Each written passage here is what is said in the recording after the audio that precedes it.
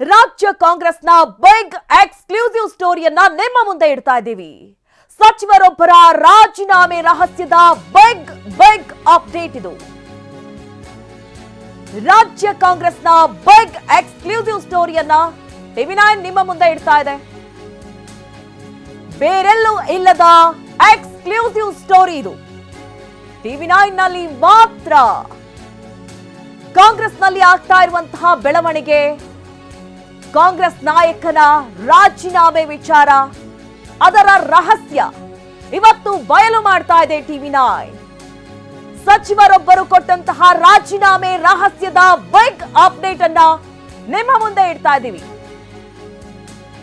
ಟಿವಿ9 ನಲ್ಲಿ ಮಾತ್ರ ಈ ಎಕ್ಸ್ಕ್ಲೂಸಿವ್ ಸ್ಟೋರಿ. ರಾಜ್ಯ ಕಾಂಗ್ರೆಸ್ನಲ್ಲಿ ಹಾಗಾದ್ರೆ ಏನಾಯ್ತು? ಸಚಿವರೊಬ್ಬರ ರಾಜೀನಾಮೆ ರಹಸ್ಯ ಇವತ್ತು ನಿಮ್ಮ ಮುಂದೆ. ಇಂಧನ ಇಲಾಖೆಯಲ್ಲಿ ಸಿಎಂ ಪುತ್ರ ಯತೀಂದ್ರ ಹಸ್ತಕ್ಷೇಪ. ಯತೀಂದ್ರ ನಡೆಗೆ ಬೇಸತ್ತು ರಾಜೀನಾಮೆಗೆ ಜಾರ್ಜ್ ಮುಂದಾಗಿದ್ರು ಅನ್ನುವಂತಹ ವಿಚಾರ. ಸಿಎಂ ಸಿದ್ದರಾಮಯ್ಯಗೆ ರಾಜೀನಾಮೆಯನ್ನ ನೀಡೋದಕ್ಕೆ ಕೆಜೆ ಜಾರ್ಜ್ ಮುಂದಾಗಿದ್ರು. ಜಾರ್ಜ್ ವಿಶ್ವಾಸಕ್ಕೆ ಪಡೆಯದೆ ಅಧಿಕಾರಿಗಳ ವರ್ಗಾವಣೆಗೆ ಪ್ಲಾನ್ ಕೂಡ ನಡೀತಾ ಇತ್ತು. ಅಧಿಕಾರಿಗಳ ವರ್ಗಾವಣೆಗೆ ಕೆಜೆ ಜಾರ್ಜ್ ಬೇಸರವನ್ನ ವ್ಯಕ್ತಪಡಿಸಿದ್ದಾರೆ. ಕೆಲ ಅಧಿಕಾರಿಗಳನ್ನ ಅಮಾನತುಗೊಳಿಸಿದ್ರು. ಈ ವಿಚಾರದಲ್ಲೂ ಕೂಡ ಕೆಜೆ ಜಾರ್ಜ್ ಬೇಸರವನ್ನ ವ್ಯಕ್ತಪಡಿಸಿದ್ದಾರೆ.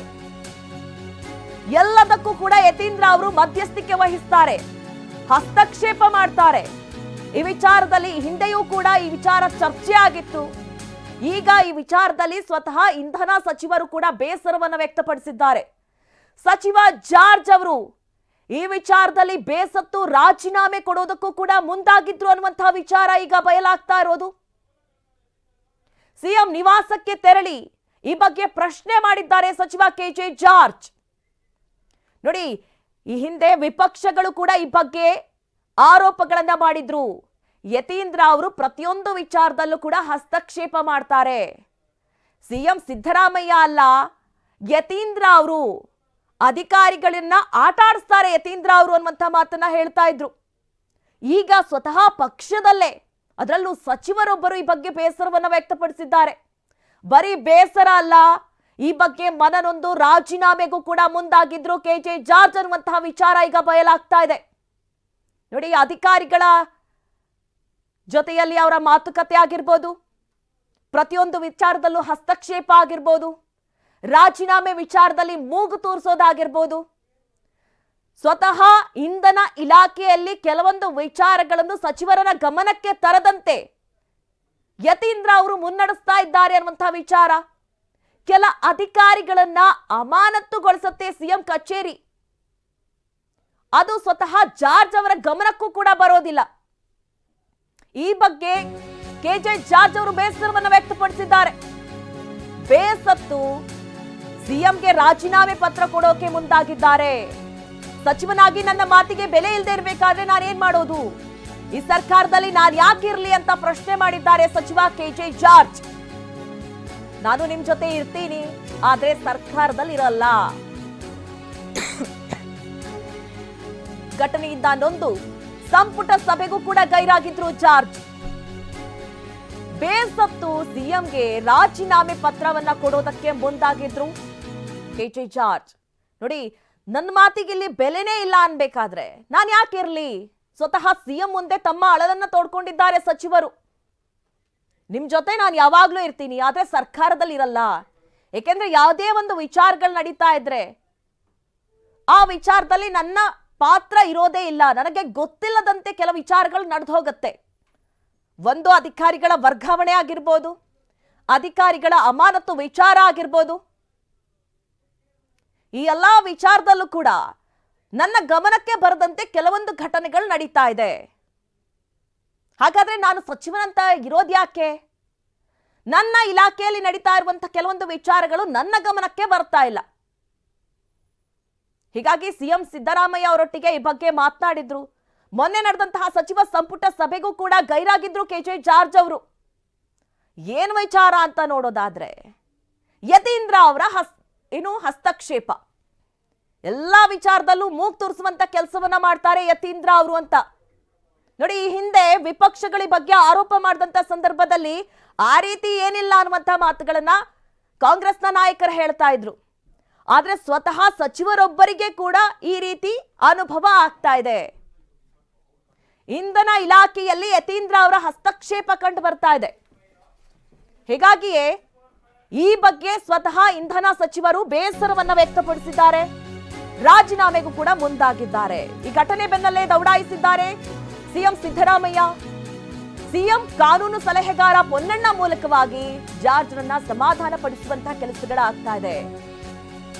ನೋಡಿ, ಸಿಎಂ ಕಾನೂನು ಸಲಹೆಗಾರರಾದಂತಹ ಪೊನ್ನಣ್ಣ ಅವರು ಕೆಜೆ ಜಾರ್ಜ್ ಅವರೊಟ್ಟಿಗೆ ಮಾತನಾಡಿದ್ದಾರೆ, ಸಂಧಾನ ಮಾಡೋದಕ್ಕೆ ಮುಂದಾಗಿದ್ದಾರೆ. ಇದೆಲ್ಲ ಮಾತುಕತೆ ನಂತರದಲ್ಲಿ ಏನು ಅಧಿಕಾರಿಗಳನ್ನ ಅಮಾನತುಗೊಳಿಸಲಾಗಿತ್ತು, ಆ ಆದೇಶವನ್ನ ಹಿಂಪಡೆಯಲಾಗುತ್ತೆ ಅನ್ನುವಂತ ವಿಚಾರ. ನೋಡಿ, ಸಿಎಂ ಸಿದ್ದರಾಮಯ್ಯ ಅವರ ಆಪ್ತರು ಕೂಡ ದೌಡಾಯಿಸಿದ್ದಾರೆ. ಯಾವಾಗ ಕೆಜೆ ಜಾರ್ಜ್ ಅವರು ಇಂತಹ ಒಂದು ನಿರ್ಧಾರವನ್ನ ಮಾಡ್ತಾ ಇದ್ದಾರೆ, ಈ ಬಗ್ಗೆ ಬೇಸರವನ್ನ ವ್ಯಕ್ತಪಡಿಸ್ತಾ ಇದ್ದಾರೆ, ಇಷ್ಟೊಂದು ಅಸಮಾಧಾನಗೊಂಡಿದ್ದಾರೆ, ಇದು ಗೊತ್ತಾಗ್ತಾ ಇದ್ದಂತೆ ಈಗ ಸಿಎಂ ಆಪ್ತ ವಲಯ ಜಾರ್ಜ್ ಅವರನ್ನ ಭೇಟಿಯಾಗಿದೆ, ಮಾತುಕತೆಗೆ ಮುಂದಾಗಿದೆ, ಅವರನ್ನ ಸಮಾಧಾನ ಪಡಿಸುವಂತಹ ಕೆಲಸಗಳಾಗ್ತಾ ಇದೆ. ಇಲ್ಲ, ಈಗ ಯಾರೆಲ್ಲ ಅಧಿಕಾರಿಗಳನ್ನ ಅಮಾನತುಗೊಳಿಸಲಾಗಿತ್ತು ಆ ಆದೇಶವನ್ನ ಹಿಂಪಡೆಯೋದಾಗಿಯೂ ಕೂಡ ಹೇಳಿದ್ದಾರೆ ಅನ್ನುವಂಥ ವಿಚಾರಗಳು ಗೊತ್ತಾಗ್ತಾ ಇದೆ. ಹಾಗಾದ್ರೆ ಕೆಜೆ ಜಾರ್ಜ್ ಅವರು ಸಮಾಧಾನಗೊಂಡಿದ್ದಾರಾ? ಕೆಜೆ ಜಾರ್ಜ್ ಅವರು ತಮ್ಮ ನಿರ್ಧಾರವನ್ನ ಬದಲಾಯಿಸ್ತಾ ಇದ್ದಾರಾ? ಯಾವೆಲ್ಲ ವಿಚಾರದಲ್ಲಿ ಕೆಜೆ ಜಾರ್ಜ್ ಅವರಿಗೆ ಬೇಸರ ಇದೆ? ಬರೀ ಅಧಿಕಾರಿಗಳ ಅಮಾನತು ವಿಚಾರದಲ್ಲಿ ಮಾತ್ರ ಅಸಮಾಧಾನಗೊಂಡಿದ್ದಾರಾ, ಅಥವಾ ಬೇರೆ ಬೇರೆ ವಿಚಾರಗಳು ಕೂಡ ಇದೆಯಾ? ಈ ಎಲ್ಲಾ ವಿಚಾರಕ್ಕೆ ಸಂಬಂಧಪಟ್ಟಂತೆ ಅಪ್ಡೇಟ್ಸ್ ಅನ್ನ ನಿಮ್ಮ ಮುಂದೆ ಇಡ್ತಾ ಹೋಗ್ತೀವಿ.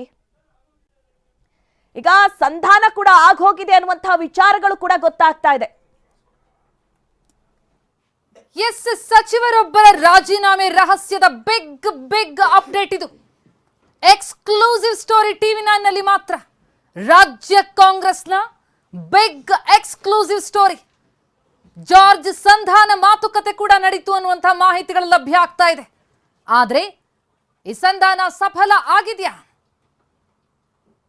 ಯತೀಂದ್ರ ನಡೆಗೆ ಬೇಸತ್ತು ಒಬ್ಬ ಹಿರಿಯ ಸಚಿವರು ರಾಜೀನಾಮೆಗೆ ಮುಂದಾಗ್ತಾರೆ ಅಂತಂದ್ರೆ ಲೆಕ್ಕ ಹಾಕಿ ಎಂತ ಮಹತ್ವದ ಬೆಳವಣಿಗೆಯಾಗಿದೆ ಅಂತ.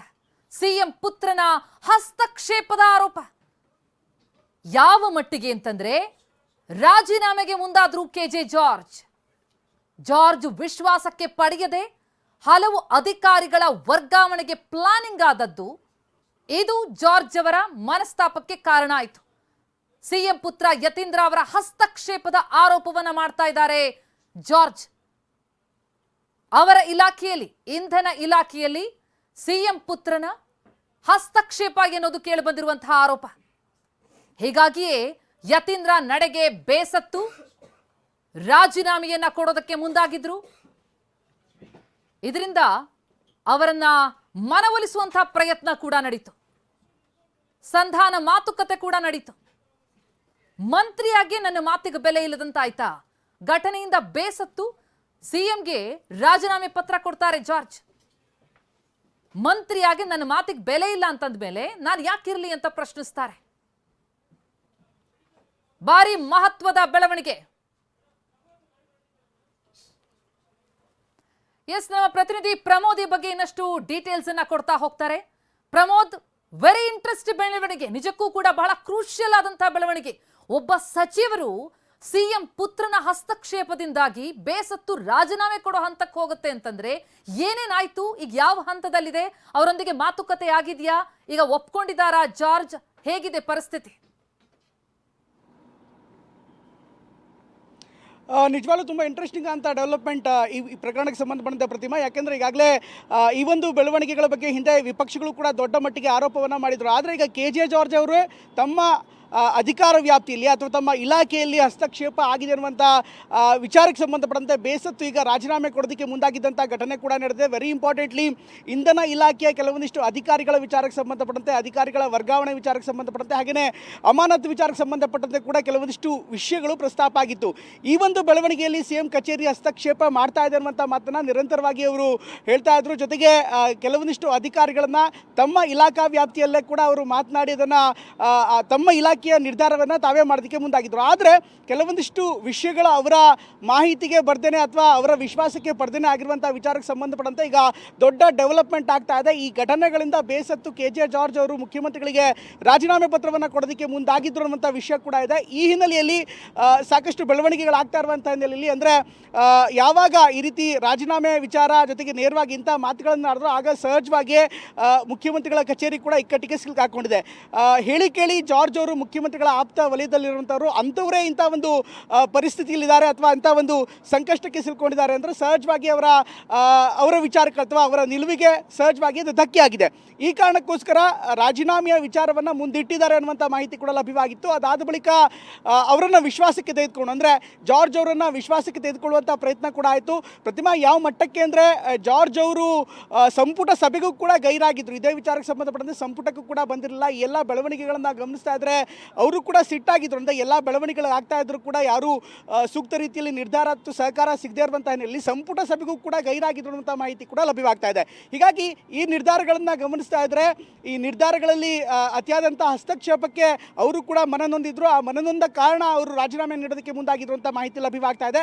ಅದಾದ ಬಳಿಕ ಮುಖ್ಯಮಂತ್ರಿಗಳ ಆಪ್ತ ಬಳಗ ಪ್ರಮುಖವಾಗಿ ಪೊನ್ನಣ್ಣ ಅವರು ಇದನ್ನು ಟ್ರಬಲ್ ಶೂಟಿಂಗ್ ಮಾಡಿದ್ದಾರೆ ಅನ್ನುವಂಥ ಮಾಹಿತಿ ಕೂಡ ಲಭ್ಯವಾಗ್ತಾ ಇದೆ. ಪೊನ್ನಣ್ಣ ಅವರು ಆನಂತರ KJ ಜಾರ್ಜ್ ಅವರ ಮನವೊಲಿಸಿ ಅಂದರೆ ಅವರನ್ನು ಸಂಧಾನ ಮಾಡಿ ಅವರನ್ನು ಸಮಾಧಾನ ಮಾಡಿ ಆನಂತರ ನಿರ್ಧಾರಗಳನ್ನು ಮಾಡಲಾಗಿರುವಂಥ ಮಾಹಿತಿ ಕೂಡ ಲಭ್ಯವಾಗ್ತಾ ಇದೆ. ಹೀಗಾಗಿ ಆಗ್ತಾ ಇರುವಂಥ ಬೆಳವಣಿಗೆಗಳನ್ನು ಗಮನಿಸ್ತಾ ಇದ್ದರೆ ಬಹುದೊಡ್ಡ ಬೆಳವಣಿಗೆ ಪಕ್ಷದ ಅಥವಾ ಸರ್ಕಾರದ ಆಂತರಿಕ ಮಟ್ಟದಲ್ಲಿ ಬಹುದೊಡ್ಡ ಬೆಳವಣಿಗೆ ಆಗಿದೆ. ಹೀಗಾಗಿ ಈ ಎಲ್ಲ ಬೆಳವಣಿಗೆಗಳನ್ನು ಗಮನಿಸ್ತಾ ಇದ್ರೆ ನಿಜಕ್ಕೂ ಕೂಡ ಸರ್ಕಾರದ ಒಳಗಡೆ ಒಂದು ಅಲ್ಲೋಲ ಕಲ್ಲೋಲ ಖಂಡಿತವಾಗ್ಲೂ ಸೃಷ್ಟಿಯಾಗಿದೆ.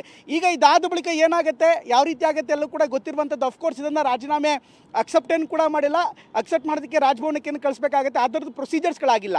ಇಲ್ಲಿ ಆಗಿರುವಂಥದ್ದು ಸಿಟ್ಟಾಗಿ ರಾಜೀನಾಮೆ ಪ್ರಸ್ತಾಪ ಮಾಡಿರುವಂಥದ್ದು, ಅದಾದ ಬಳಿಕ ಅವರನ್ನು ಸಂಧಾನ ಮಾಡಿರುವಂಥದ್ದು. ಹೀಗಾಗಿ ಎಲ್ಲ ಬೆಳವಣಿಗೆಗಳನ್ನು ಗಮನಿಸ್ತಾ ಇದ್ದರೆ ನಿಜಕ್ಕೂ ಸರ್ಕಾರದಲ್ಲಿ ಈ ಹಸ್ತಕ್ಷೇಪಗಳ ವಿಚಾರ ಬಹುದೊಡ್ಡ ಮಟ್ಟಕ್ಕೆ ಚರ್ಚೆ ಆಗ್ತಾ ಇದೆ. ಪ್ರತಿಮಾ, ಪ್ರಮೋದ್, ಅಂದ್ರೆ ನಾವು ಗಮನಿಸ್ತಾ ಹೋಗೋದಾದ್ರೆ ಇದೇನು ಮೊದಲೇನಾಗಿರಲ್ಲ. ಯಾಕಂದ್ರೆ ಬಹಳಷ್ಟು ದಿನಗಳಿಂದ ಆಗ್ತಾ ಇರುವಂತಹ ಹಸ್ತಕ್ಷೇಪದಿಂದ ಬೇಸತ್ತು ಇಂಥದ್ದೊಂದು ಗಂಭೀರವಾದಂತಹ ನಿರ್ಣಯಕ್ಕೆ ಜಾರ್ಜ್ ಬಂದಿರ್ತಾರೆ ಅಂತ ಅನ್ಸುತ್ತೆ. ಮುಂಚೆ ಮುಖ್ಯಮಂತ್ರಿಗಳ ಜೊತೆ ಈ ಬದಿಗೆ ಮಾತುಕತೆ ಏನಾದರೂ ಆಗಿತ್ತಂತ, ಅಲ್ಲಿ ಏನಾದ್ರು ನಿರ್ಲಕ್ಷ್ಯ ಆಯ್ತಾ? ಯಾಕಂದ್ರೆ ಜಾರ್ಜ್ CM ಆಪ್ತ ವಲಯದಲ್ಲೇ ಗುರುತಿಸ್ಕೊಳ್ಳುವಂಥವ್ರು, ಅವರಿಗೆ ಇಂಥದ್ದೊಂದು ಒಂದು ಎಕ್ಸ್ಪೀರಿಯನ್ಸ್ ಆಗಿದೆ ಅಂತ ಆದ್ರೆ ನಿಜಕ್ಕೂ ಈ ಘಟನೆ ಭಾರಿ ಗಂಭೀರ ಸ್ವರೂಪ ಪಡೆದುಕೊಂಡಿದೆ ಅನ್ನೋದು ಸ್ಪಷ್ಟ ಆಗ್ತಾ ಇದೆ. ಯಾವಾಗ್ಲಿಂದ ಹಸ್ತಕ್ಷೇಪ, ಏನ್ ಹೇಳುತ್ತೆ ಇಲಾಖಾ ಮಟ್ಟದಲ್ಲಿ ಏನೆಲ್ಲ ಮಾತುಗಳು ಕೇಳಿ ಬರ್ತಾ ಇದೆ ಅಂತ? ಇದ್ರ ಬಗ್ಗೆ ಇನ್ನಷ್ಟು ಮಾಹಿತಿ ಬರಬೇಕಾಗಿದೆ, ಯಾವ ಥರ ಆಗ್ತಾ ಇದೆ. ಈಗ ಮೇಲ್ನೋಟಕ್ಕೆ ನಮಗೆ ಕಂಡು ಬರ್ತಾ ಇರುವಂಥ ಹಿನ್ನೆಲೆಯಲ್ಲಿ ರಾಜಕೀಯವಾಗಿ ಇದು ಬಹುದೊಡ್ಡ ಚರ್ಚೆಗೆ ಕಾರಣವಾಗ್ತಾ ಇದೆ. ಯಾಕೆಂದರೆ ಈ ಎಲ್ಲ ಬೆಳವಣಿಗೆಗಳನ್ನು ಗಮನಿಸ್ತಾ ಇದ್ದರೆ ರಾಜಕೀಯವಾಗಿ ಸಹಜವಾಗಿ ಏರುಪೇರುಗಳಾಗುತ್ತೆ. ಅಂದರೆ ಒಬ್ಬ ವ್ಯಕ್ತಿಯ ಸ್ವಾತಂತ್ರ್ಯವನ್ನು, ಇಲಾಖೆಯ ಸ್ವಾತಂತ್ರ್ಯವನ್ನು ಧಕ್ಕೆ ತಂದಂಥ ಸಂದರ್ಭದಲ್ಲಿ ಸಹಜವಾಗಿಯೇ ಹಿರಿಯ ಸಚಿವರು ಇಂಥ ಸಂದರ್ಭದಲ್ಲಿ ಪ್ರತಿಕ್ರಿಯಿಸುವುದು ಸಹಜ. ಈಗ ಸಿಗ್ತಾ ಇರುವಂಥ ಮಾಹಿತಿ ಪ್ರಕಾರ ಆ ಥರದ ಒಂದು ಬೆಳವಣಿಗೆ ಆಗಿದೆ ಅನ್ನುವಂಥ ಮಾಹಿತಿ ಲಭ್ಯವಾಗ್ತಾ ಇದೆ. ಇದ್ರ ಬಗ್ಗೆ ಇನ್ನಷ್ಟು ರಿಯಾಕ್ಷನ್ಸ್ಗಳು ಬರಬೇಕಾಗಿದೆ. ಯಾವ ಥರ ಆಗಿದೆ, ಯಾವ ಥರ ನಿರ್ಧಾರಗಳಾಗಿತ್ತು, ಇದರ ಬಗ್ಗೆ ಇನ್ನಷ್ಟು ವಿವರಗಳು ಬರಬೇಕಾಗಿದೆ. ಕೆಲವೊಂದಿಷ್ಟು ಅಧಿಕಾರಿಗಳ ಅಮಾನತು ವಿಚಾರವಾಗಿ ನಿರ್ಧಾರಗಳಾಗಿತ್ತು ಅನ್ನುವಂಥ ಮಾಹಿತಿ ಕೂಡ ಇದೆ. ಹೀಗಾಗಿ ಈ ಎಲ್ಲ ಬೆಳವಣಿಗೆಗಳಿಗೆ ಸಂಬಂಧಪಟ್ಟಂತೆ ಏನಾಗುತ್ತೆ, ಮುಂದೆ ಯಾವ ರೀತಿ ಬೆಳವಣಿಗೆಗಳಾಗುತ್ತೆ ಅದನ್ನು ಕಾದು ನೋಡಬೇಕಾಗಿದೆ. ಒಟ್ಟಿನಲ್ಲಿ ಒಂದು ಬೆಳವಣಿಗೆಯನ್ನು ಗಮನಿಸ್ತಾ ಇದ್ದರೆ ಈ ರೀತಿಯಾದಂಥ ಬೆಳವಣಿಗೆಗಳು, ಹಸ್ತಕ್ಷೇಪಗಳು ಸಹಜವಾಗಿ ಸರ್ಕಾರದ ಒಳಗಡೆ ಒಂದು ರೀತಿಯಾದಂಥ ಬೇರೆಯದೇ ವಾತಾವರಣವನ್ನು ಸೃಷ್ಟಿ ಮಾಡುವಂಥ ಲಕ್ಷಣಗಳು ಕಾಣಿಸ್ತಾ ಇದೆ. ಮಧು ನಾಗರಾಜ್. ಪ್ರಮೋದ್, ಇಲ್ಲಿ ಗಮನಿಸ್ತಾ ಇರೋ ಹಾಗೆ ಇದು ನಿನ್ನೆ ಮೊನ್ನೆದಲ್ಲ ಅಥವಾ ಇಂಧನ ಇಲಾಖೆಯದಲ್ಲ ಅನ್ನೋದು ಗೊತ್ತಾಗ್ತಾ ಇದೆ. ಯಾಕೆಂದ್ರೆ ಈ ಹಿಂದೆ CT ರವಿ ಅವರ ಹೇಳಿಕೆಯನ್ನ ನಾವು ಗಮನಿಸಬಹುದು. ಇದೊಂದು ರೀತಿ ವರ್ಗಾವಣೆ ದಂಧೆ ನಡೀತಾ ಇದೆ ಅಂತ ಹೇಳಿ ಯತೀಂದ್ರ ಅವ್ರ ಮೇಲೆ ಆರೋಪವನ್ನ ಮಾಡಿದ್ರು. ಆದ್ರೆ ಈ ಹಿಂದಿನೂ ನಡ್ಕೊಂಡು ಬಂದಿತ್ತು, ಆದ್ರೂ ಕೂಡ ಕಾಂಗ್ರೆಸ್ ನಾಯಕರು ಸುಮ್ಮನಿದ್ರು ಅನ್ನೋದು ಇಲ್ಲಿ ಈಗ ನಡೀತಾ ಇರುವಂತಹ ಘಟನೆ ಮೂಲಕ ಗೊತ್ತಾಗ್ತಾ ಇದೆ ಅನ್ಸುತ್ತೆ. ಪ್ರಮೋದ್, ಮಧು, ಈ ಆರೋಪ ಪ್ರತ್ಯಾರೋಪಗಳಿಗೆ ರಾಜಕೀಯವಾಗಿ ಆರೋಪ ಪ್ರತ್ಯಾರೋಪಗಳು ಮಾಡುವಂಥದ್ದು ಸಹಜ. ರಾಜಕೀಯದಲ್ಲಿ ಈಗಾಗಲೇ ವಿಪಕ್ಷಗಳು ಕೂಡ ನಿರಂತರವಾಗಿ ಇದೇ ವಿಚಾರಕ್ಕೆ ಸಂಬಂಧಪಟ್ಟಂತೆ ಸಾಕಷ್ಟು ಆರೋಪಗಳನ್ನು ಮಾಡಿದ್ವು. ಪ್ರಮುಖವಾಗಿ ವಿಪಕ್ಷ BJP ನಿರಂತರವಾಗಿ ಆರೋಪಗಳನ್ನು ಮಾಡಿತ್ತು. ಅತ್ತ ಕುಮಾರಸ್ವಾಮಿ ಅವರು ಕೂಡ JDSನ ಅಧ್ಯಕ್ಷರಾಗಿರುವಂಥ ಕುಮಾರಸ್ವಾಮಿ ಅವರು ಕೂಡ ನಿರಂತರವಾಗಿ ಇದೇ ವಿಚಾರಕ್ಕೆ ಸಂಬಂಧಪಟ್ಟಂತೆ ಆರೋಪ ಮಾಡಿದ್ರು. ಈ ಥರ ಆರೋಪಗಳು ಬಂದಂಥ ಸಂದರ್ಭದಲ್ಲಿ ಸಹಜವಾಗಿ ರಾಜಕೀಯ ಏರುಪೇರುಗಳಾಗುತ್ತೆ. ಬಟ್ ಇಲ್ಲಿ ಆಗಿರುವಂಥ ಘಟನೆಗಳ ಬಗ್ಗೆ ಸಹಜವಾಗಿ ಮುಖ್ಯಮಂತ್ರಿ ಕಚೇರಿನೇ ಇರ್ಬೋದು ಅಥವಾ ಸಚಿವರ ಕಚೇರಿ ಇರ್ಬೋದು, ಅವರನ್ನು ಅವರ ಗೌಪ್ಯತೆಯನ್ನು ಖಂಡಿತವಾಗ್ಲೂ ಕಾಪಾಡ್ತಾರೆ. ಈಗ ನಾವು ಹೇಳಿದ್ರು ಕೂಡ ಆ ಥರದ್ದಾಗಿಲ್ಲ ಅನ್ನುವಂಥ ಘಟನೆಗಳು ಸಹಜವಾಗಿ ಆ ಒಂದು ಪ್ರತಿಕ್ರಿಯೆನ ನಾವು ನಿರೀಕ್ಷೆ ಮಾಡ್ಬೋದು. ಯಾಕೆಂದರೆ ಒಂದು ಸರ್ಕಾರಕ್ಕೆ ಮುಜುಗರ ತರುವಂಥ ಘಟನೆಗಳನ್ನು ಯಾರು ಕೂಡ ನೇರವಾಗಿ ಹೇಳಲ್ಲ. ಅದು ಈ ಸರ್ಕಾರ ಅಂತಲ್ಲ, ಯಾವ ಸರ್ಕಾರದಲ್ಲೂ ಕೂಡ ಇಂಥ ಒಂದು ಘಟನೆಗಳು ಸಹಜವಾಗಿ ಆಗಿರುತ್ತೆ. ಹೀಗಾಗಿ ಈ ಎಲ್ಲ ಏರುಪೇರುಗಳನ್ನು ಗಮನಿಸ್ತಾ ಇದ್ರೆ, ಈ ಎಲ್ಲ ಬೆಳವಣಿಗೆಗಳನ್ನು ಗಮನಿಸ್ತಾ ಇದ್ರೆ ಇದನ್ನು ಯಾವ ರೀತಿ ನೋಡಲಾಗುತ್ತೆ, ಯಾವ ರೀತಿ ವಿಶ್ಲೇಷಿಸಲಾಗುತ್ತೆ? ಒಂದಂತೂ ಸತ್ಯ, ಕಾಂಗ್ರೆಸ್ ಸರ್ಕಾರದಲ್ಲಿ ಈ ಥರದ ಒಂದು ಚರ್ಚೆ ಗಂಭೀರವಾಗಿ ನಡೀತಾ ಇದೆ. ಶಾಸಕರ ನಡುವೆಯೂ ಕೂಡ, ಸಚಿವರ ನಡುವೆಯೂ ಕೂಡ ಈ ಒಂದು ಚರ್ಚೆ ಗಂಭೀರವಾಗಿ ನಡೀತಾ ಇದೆ. ಹೀಗಾಗಿ ಈ ಬೆಳವಣಿಗೆಗಳ ಬಳಿಕ ಅದು ಯಾವ ತಿರುವನ್ನ ಪಡೆದುಕೊಳ್ಳುತ್ತೆ ಅದನ್ನು ನೋಡಬೇಕಾಗುತ್ತೆ. ಪ್ರಮೋದ್, ಮತ್ತಷ್ಟು ಮಾಹಿತಿ ಪಡಿತಾ ಹೋಗ್ತೀನಿ.